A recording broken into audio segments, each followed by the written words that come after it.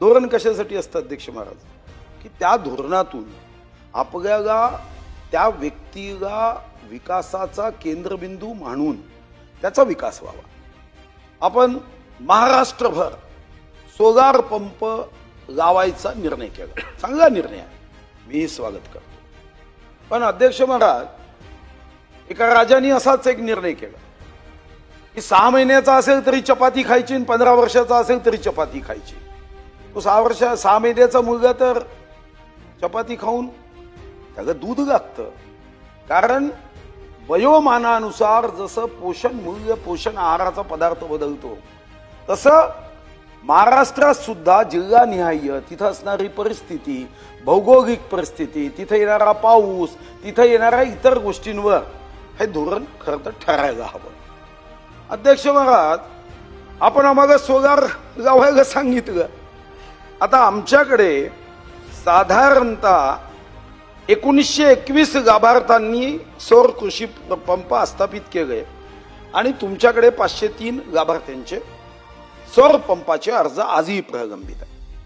खरं तर सांगितलं काय अध्यक्ष महाराज, ज्या कोणत्या कंपन्यांना सोलर लावण्याचा नियम केला त्याच्यातली मला वाटतं की जी एकदमच डाऊन थर्ड क्लास कंपनी होती ती आम्हाला दिली. आमच्या नशिबात असंच असतं. आणि त्या कंपनीने काय केलं अध्यक्ष महाराज, आणि हे माझं शेतकऱ्यांची तक्रार नाही अध्यक्ष महाराज, मी मंत्री महोदयांना तुमच्याच विभागाचं हे पत्र आहे. काय म्हणतो तुमचा विभाग की बऱ्याच तक्रारी CRI कंपनी यांच्या विरुद्ध आल्या, त्यांच्याकडून कोणताही प्रतिसाद मिळत नाही. वरिष्ठ कार्यालयाकडे त्यांची तक्रार दिलेली आहे. आता कोण वरिष्ठ कार्यालय आहे तुमचं मला माहित नाही, पण वरिष्ठ कार्यालयात सुद्धा तक्रार गेल्यानंतर ते मात्र नावानी वरिष्ठ आहे, काम कनिष्ठ आहे. अध्यक्ष महाराज, त्यांनी या तक्रारीची दखल 28 जानेवारीच्या अगोदर दिलेल्या तक्रारीची दखल घेत नाही, या कंपनींना बेदखल करत नाही, या कंपन्यांवर कोणती कारवाई करत नाही. आणि शेतकऱ्यांच्या सोलार पंप जे तुम्ही दिले, उत्साहाने दिले, अभिमानाने दिले, एवढा छाती फाटेपर्यंत तुम्हाला म्हणजे विद्युत वितरण कंपनीला गर्व होता की आम्ही काहीतरी क्रांतिकारी पाऊल करतोय. अध्यक्ष महाराज, तो शेतकरी गेला ना, त्याला पाणी द्यायचं होतं पिकाला, तो गरीब माणूस, शेती मजबूतीचा व्यवसाय करायचा तो तुम्ही मजबुरीचा करत आहात का. आणि मग आमचा दुसरा हक्क मंत्री महोदय सांगतो, दुसरा हक्क काय अध्यक्ष महाराज, की आमच्याकडे गरीब आहे ना, एक पीक घेणारे शेतकरी मॅक्झिमम आहे, धानाचं पाणी लागतं आणि नाल्या नद्यांवरून हे पाणी घेतो. तुम्ही काय म्हणताय, नाही नाही तुम्हाला सोलार पंपच घेतला पाहिजे, तो नादुरुस्त जागा तर मरा पण घ्यायचा सोलार पंपच. अरे तुम्ही एकदा तांत्रिक दृष्टिकोनातून तिथं सोलार पंप बसतो की नाही बघितलं पाहिजे ना. परिणाम काय झाला, आत्ता हे तुमचाच विभागाची टिप्पणी आहे, कदाचित तुमच्याकडे आली असेल, तुमच्या विभागाला याची जाणीव आहे की काही पंप पुरामुळे नादुरुस्त झालेले आहे आणि पंपांना दुरुस्तीसाठी बराच कालावधी लागतो. कारण काय तर कंपनीचा विमा प्रतिनिधी आवश्यक कागदपत्र मिळाल्यानंतर पडताळणीसाठी, आता हे लिहिलं नाही, हे गुप्त वाक्य आहे, चंद्रावरून प्रवास करून येतो. मग तितके दिवस लागतात आणि मग तो शेतकरी त्याच्या पिकाला पाणी देऊ शकत नाही आणि मग तुम्ही त्याला पीक विमाही देत नाही. म्हणजे दुहेरी मार, त्याचंच अन्न खायचं आणि त्याला दुहेरी मार द्यायचा अध्यक्ष महाराज. आणि आत्ता सदर पंप यामुळे नादुरुस्त आहे. तर माझी पहिली मागणी आहे की तुम्ही जिथं योग्य आहे तिथं सोलार पंप दिलेच पाहिजे. हे जबरदस्तीने द्यायला काय मंत्रिमंडळाची खाती आहे की इच्छेच्या विरुद्ध खाती द्या, जबरदस्तीने का देताय तुम्ही, त्याला जर एजी पंप पाहिजे. मग तिसरा मुद्दा जो अजून गमतीशीर आहे, आमचा हक्क काय हेही सांगतो. तर विदर्भ मराठवाड्याची लोक साधी आहे, खूप साधी आहे. कारण मी जावई असल्यामुळे मला मराठवाड्याचा तर फार चांगला अनुभव आहे, साधी असतात. अध्यक्ष महाराज, हे कधी केलं सोलार पंपाचं गणित, जेव्हा इतरांची म्हणजे मामा याचा अन्वयार्थ अन्यथा घेऊ नका. मी तुम्हाला छोटं एक उदाहरण देतो, मी तर खूप विश्लेषण केलं, एक छोटं उदाहरण देतो. किती अनुशेष हा विदर्भाचा आहे. आमचे नाईक साहेब तुम्ही लक्षात घ्या, आपल्यावर खूप अन्याय होतो, आपल्याला पताच लागत नाही, आपल्याला आहे ना शुगर कोटेड टॅबलेट दिल्या जाते. अध्यक्ष महाराज, आता मी साधारणतः गणित देतो आणि हा कागद नंतर तुम्ही पाहिजे असेल तो देतो. आर्थिक पाहणी अहवाल 7.13.1 पान नंबर 102. आपण काय म्हणतो काय, राज्यात मार्च 2024 पर्यंत एकूण 48.69 लाख कृषी पंपाचे विद्युतीकरण करण्यात आले. ठीक आहे, तुम्ही नाही केलंय, तुम्ही येईपर्यंत 24 पर्यंत ते मार्च 24 पर्यंत झालं, मान्य. तुम्ही आम्हाला एजी पंपाचे भरलेली डिमांड वापस पाठवली, म्हणजे जवागा बोलल्यानंतर त्याला ताटाभरून उठवल्यावर जेवढं पाप लागतं की नाही, हे तसं आहे.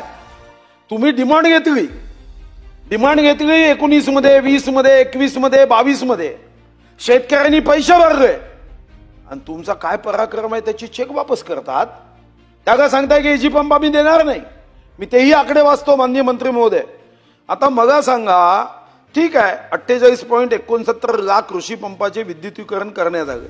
सन 2024-25 मध्ये नोव्हेंबर अखेरपर्यंत 1,20,807 कृषी पंपाचे विद्युतीकरण केले. कोणाचे केले? का नाही केले विदर्भाचे? का नाही केले मराठवाड्याचे? म्हणजे कॉन्ट्रॅक्टरांना सांगायचं विदर्भ मराठवाड्याची कामं करू नका, पहिल्यांदा आपला पूर्ण टार्गेट पूर्ण करून घ्यायचा आणि मग सांगायचं नाही नाही आता आम्ही कुणालाच देणार नाही. आम्ही शपथ घेतली आहे की आता आम्ही कुणाला एजी पंप देणार नाही. घ्यायचं असेल तर सोगारच घ्यावं लागेल, आपकी इच्छा रहो या ना रहो. अध्यक्ष महाराज, अरे आमच्या चंद्रपूरमध्ये पॉवर स्टेशन आहे, चंद्रपूर थर्मल पॉवर स्टेशन. आम्ही राख बुकतोय रोज 15,000 टन एक CTPS ची राख आहे. आणि काय तर नाही आम्ही विजेचा पंप देणार नाही. धारीवाल आम्ही प्रदूषण सहन करायचं. अध्यक्ष महाराज, वर्धा पॉवर, GMR, अरे वीज आम्ही निर्माण करायची. जो पोरगा अन्न देणाऱ्या आईला उपाशी ठेवतो ना, तिकडे चित्रगुप्ताच्या रेकॉर्डमध्ये त्याचा खूप वाईट रिमार्क होते. इथं एखाद्याचा वाईट रिमार्क झाला तर चालतो, तिकडे वाईट रिमार्क होता कामा नये. आम्ही प्रदूषण सहन करायचं, राख बुकायची आणि किती एजी पंप मागितलं आम्ही, तुम्ही चेक वापस करता. मानव विकास निर्देशांकामध्ये आमचा जिल्हा 718 आहे.